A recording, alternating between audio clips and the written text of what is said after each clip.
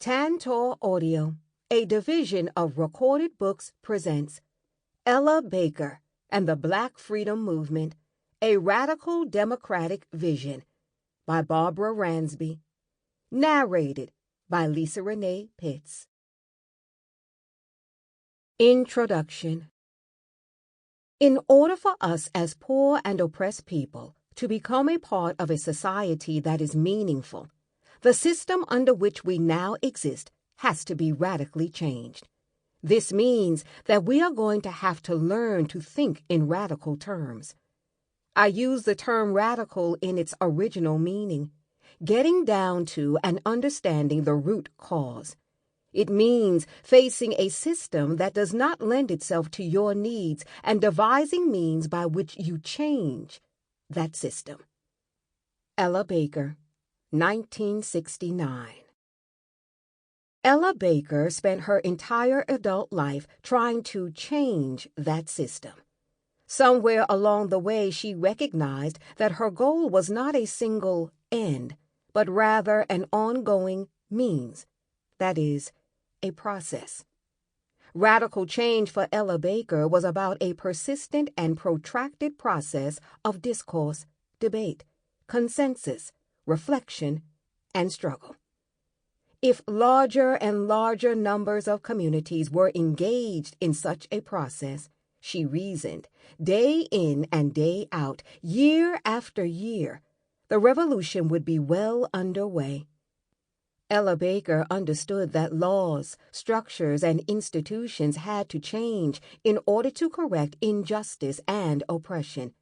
But part of the process had to involve oppressed people, ordinary people, infusing new meanings into the concept of democracy and finding their own individual and collective power to determine their lives and shape the direction of history.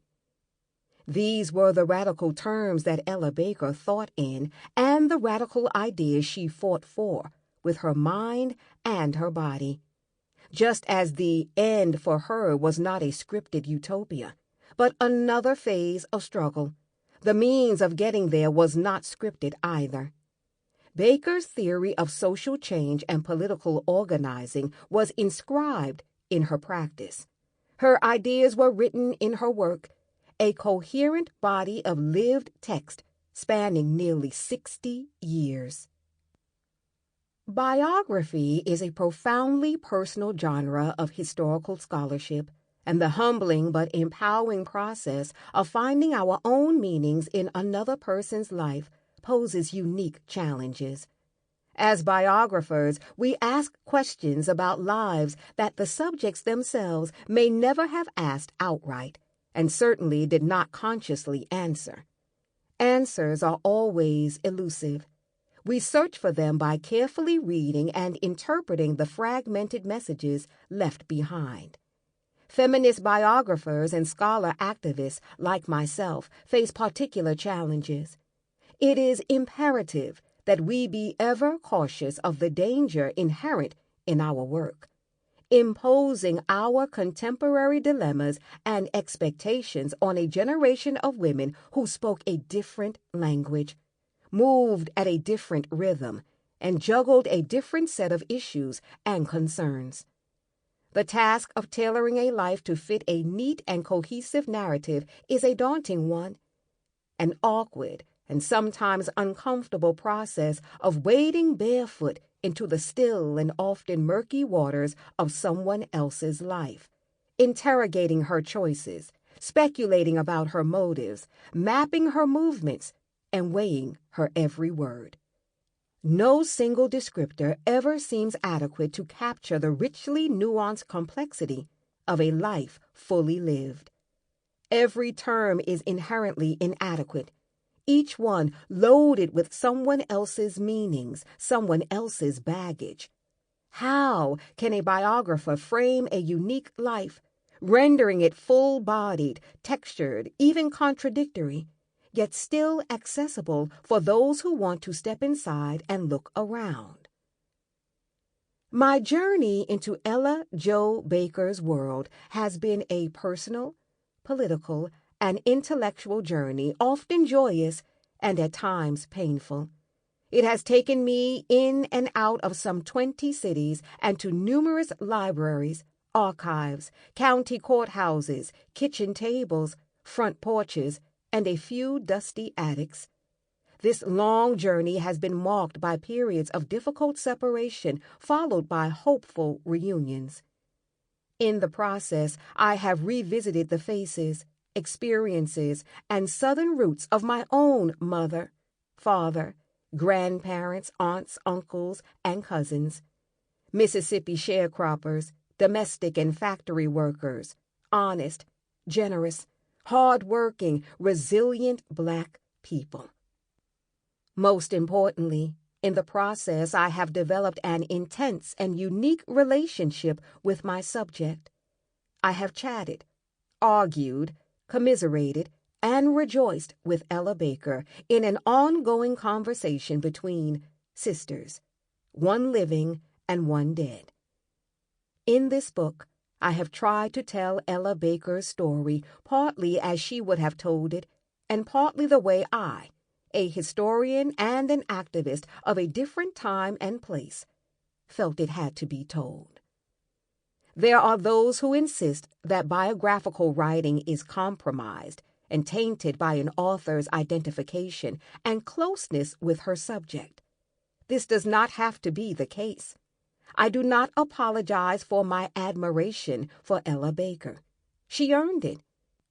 I admire her for the courageous and remarkable life she led, and for the contributions she made without any promise of immediate reward.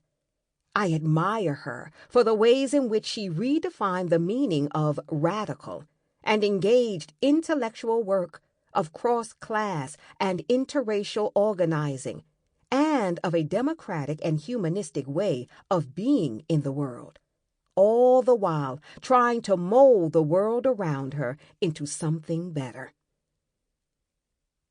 I first came upon Ella Baker's story through my search for political role models, not research subjects. As an anti-apartheid and anti-racist student activist at Columbia University and the University of Michigan in the 1980s, and as a Black feminist organizer thereafter, I was drawn to the example of Ella Baker as a woman who fought militantly but democratically for a better world, and who fought simultaneously for her own right to play more than a circumscribed role in that world. As an insurgent intellectual with a passion for justice and democracy, Ella Baker held an affinity for the most oppressed sectors of our society. So, my first connection to Ella Baker was a political one.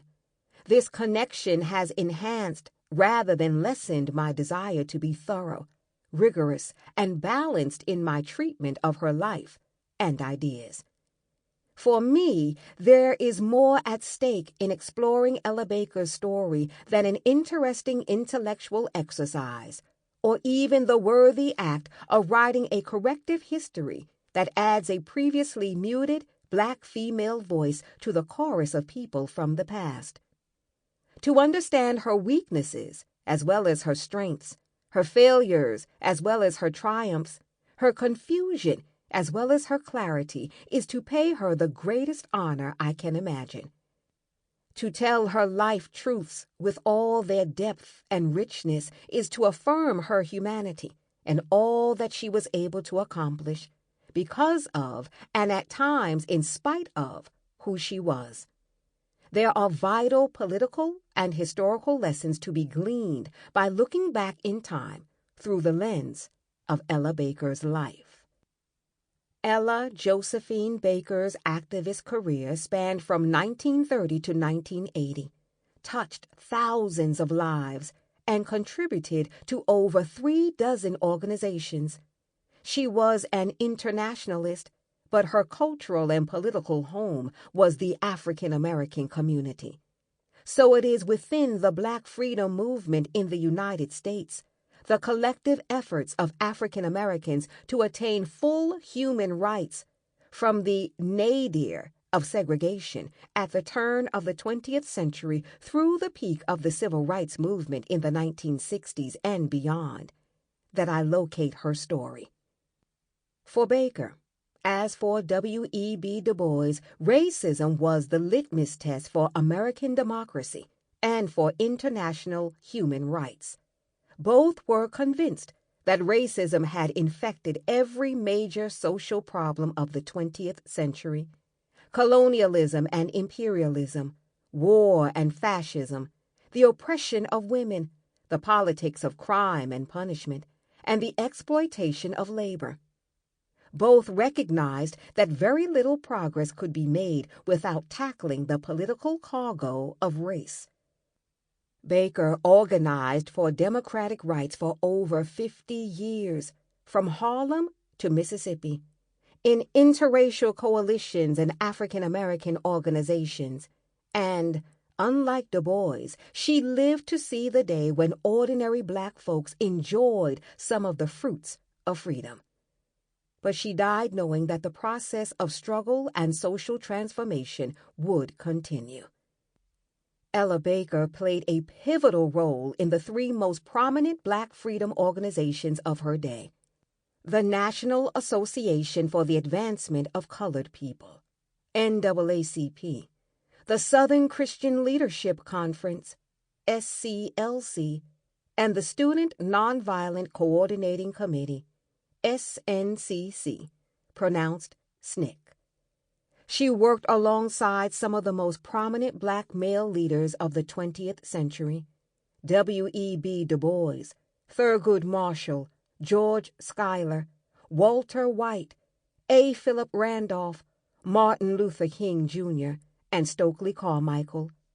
However, Baker had contentious relationships with all these men and the organizations they headed, with the exception of SNCC during its first 6 years. For much of her career, she functioned as an outsider within. She was close to the centers of power within the black community, but she was always a critical and conditional insider, a status informed by her gender, class loyalties, and political ideology. Baker criticized unchecked egos, objected to undemocratic structures, protested unilateral decision-making, condemned elitism, and refused to nod in loyal deference to everything the leader had to say. These stances often put her on the outside of the inner circle. While her most public political associations were with men, some of Ella Baker's most significant and sustaining relationships were with a group of women activists, some of them not very well known, who were her friends and co-workers over many years. These women provided the sisterly support that allowed Baker to fight all of the battles she did, both inside and outside the Black freedom movement. Ella Baker was part of a powerful yet invisible network of dynamic and influential African American women activists who sustained civil rights causes and one another across several generations. Her life intersected with such notable black women as Anna Arnold Hedgeman, Dorothy Height, Nannie Helen Burroughs, Pauli Murray, Mary McLeod Bethune, Septima Clark, and Fannie Lou Hamer. She was dear friends with NAACP legends Ruby Hurley and Lucille Black. As Diane Nash and Eleanor Holmes Norton suggest, women like Ella Baker were laying the foundation for contemporary black feminists even before the term was invented.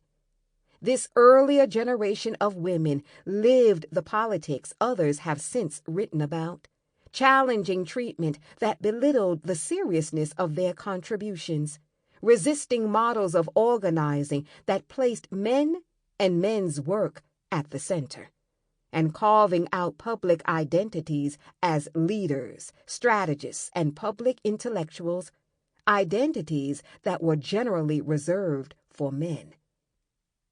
A creative and independent thinker and doer, Baker operated in a political world that was, in many ways, not fully ready for her. She inserted herself into leadership situations where others thought she simply did not belong. Her unique presence pioneered the way for fuller participation by other women in political organizations, and it reshaped the positions within the movement that they would occupy. At each stage, she nudged the movement in a leftward, inclusive, and democratic direction, learning and modifying her own position as she went. For Ella Baker, anchoring her activism within the Black freedom struggle was not simply a matter of identity, but rather a part of a political analysis that recognized the historical significance of racism as the cornerstone of an unjust social and economic order in the United States, extending back to slavery. A movement for Black freedom, defined broadly, she thought, would inevitably be a movement against economic exploitation and the oppressive conditions faced by other groups within American society as well. At least it had that potential. African Americans and, in a complex variety of ways, other peoples of color were excluded from basic access to the political process, marginalized socially, and super-exploited economically for the better part of the 20th century. If this contradiction could not be confronted, Baker felt there was no hope for American society as a whole. More precisely, she felt that to push and challenge political and economic leaders on this question would expose some of the society's fundamental flaws and serve as an impetus for transformative social change on multiple fronts.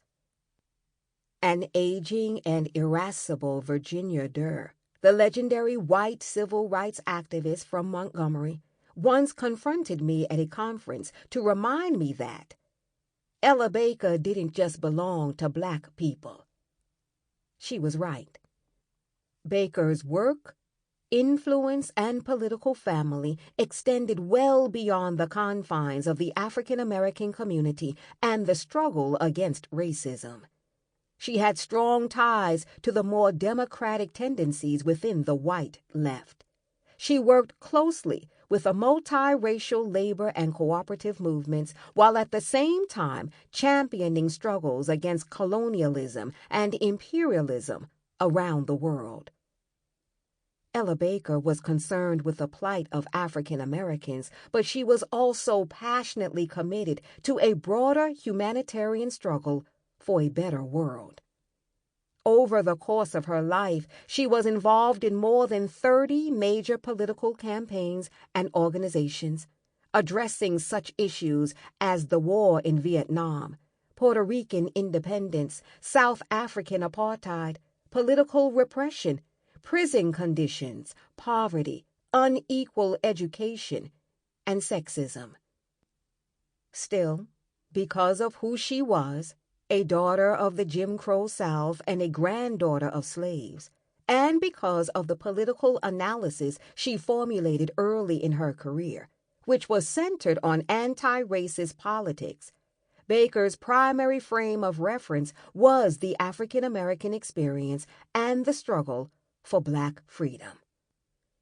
Baker identified with and helped advance a political tradition that is radical, international, and democratic, with women at its center. She critiqued Black separatism as a narrow, dead-end strategy, yet she did not hesitate to criticize the chauvinism and racism of white colleagues in multiracial coalitions, all the while stressing the importance of Black leadership. Her own political ideology and worldview was a result of the cross-fertilization of the vibrant Black Baptist women's movement of the early 20th century, the eclectic and international political culture of Depression-era Harlem, and the American tradition of democratic socialism, a variegated mix of Northern and Southern, religious and secular, American and global, left and liberal elements.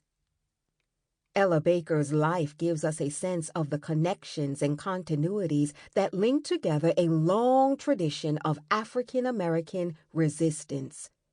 Each intergenerational organization she joined, each story she told, each lesson she passed on was a part of the connective tissue that formed the body politic of the Black freedom movement in the United States from the 1930s into the 1980s.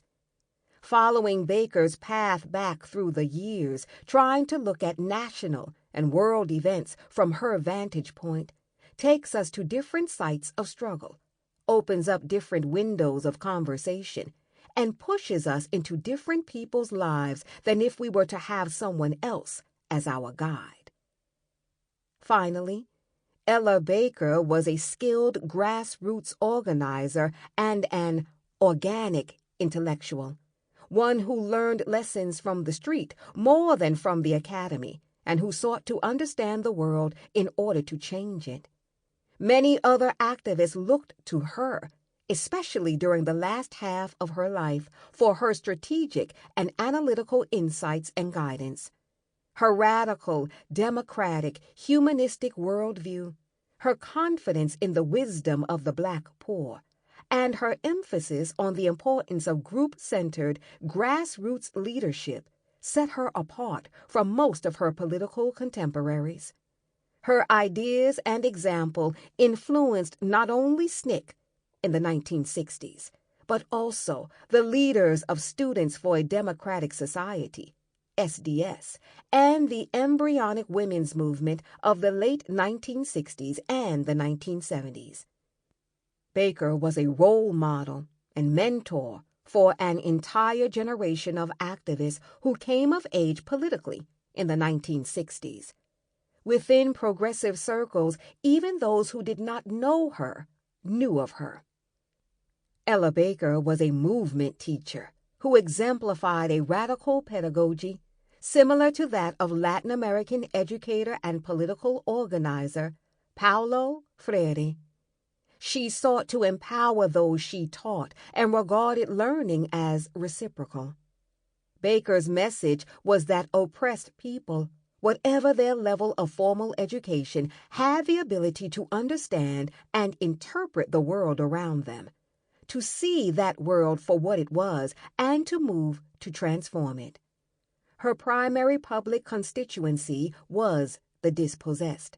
She viewed a democratic learning process and discourse as the cornerstone of a democratic movement. Ella Baker's private life was as unconventional as her public one. For example, many of her political colleagues never knew that she had, at one time, been married. She de-emphasized her married life, never took her husband's name, and traveled extensively over the course of her nearly 20-year marriage. Throughout the marriage, her principal passion was politics. After her divorce, she was singularly devoted to her first love. Some aspects of Ella Baker's private life remain a mystery, not because I have not snooped and pried with the voyeuristic appetite of a private detective, but because she was so consciously and thoroughly discreet about personal affairs and protective of her family and domestic life.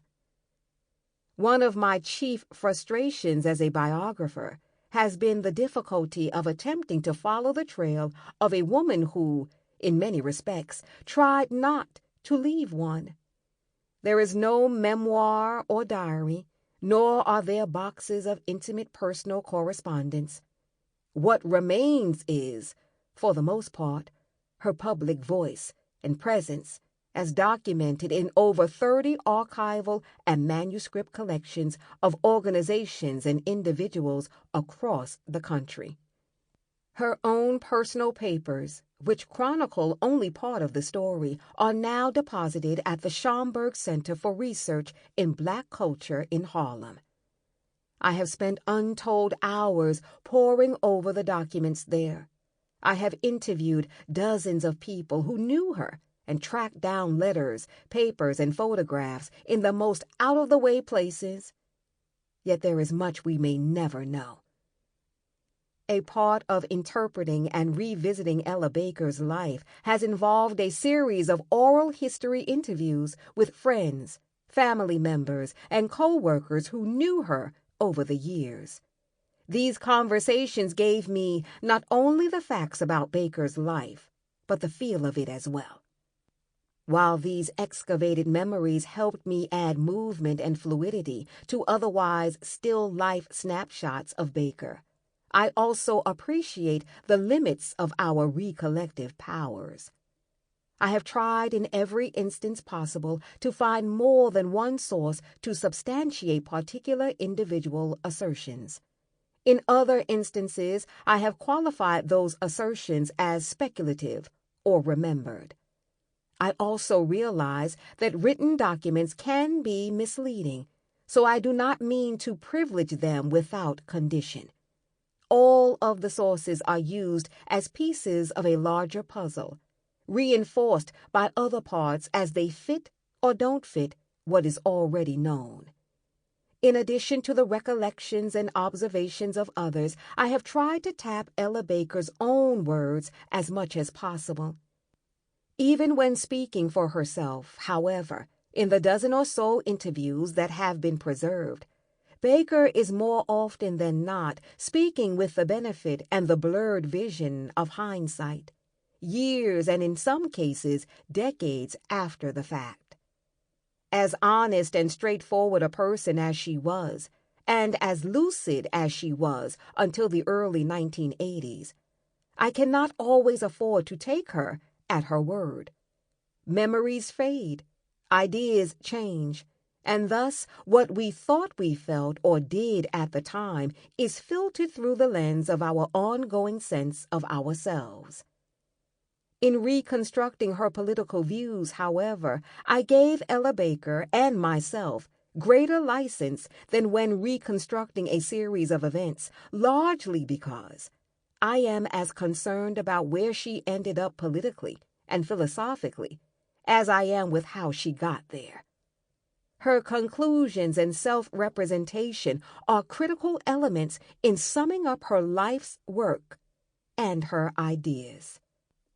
Psychologists have written about the complex ways in which public individuals, especially women, demarcate the boundaries between public and private lives as a form of psychological protection.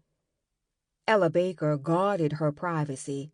Her refusal to talk about certain aspects of her past while being wholly open about others resembles the culture of dissemblance that historian Darlene Clark Hine talks about.